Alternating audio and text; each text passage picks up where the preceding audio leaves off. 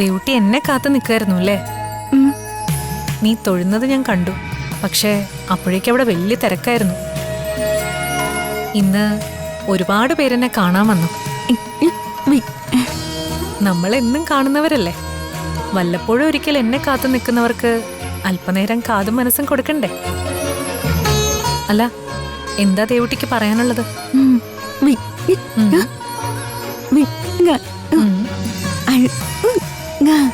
അതിനെന്താ, നിനക്ക് എപ്പോ വേണേലും എന്റെ അടുത്തേക്ക് വരാലോ.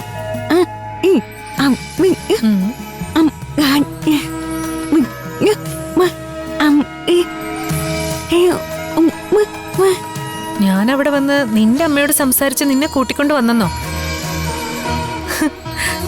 ഞാൻ നിനക്ക് വേണ്ടി പ്രാർത്ഥിക്കാൻ മാത്രമേ ചെയ്തുള്ളൂ ദേവുട്ടി.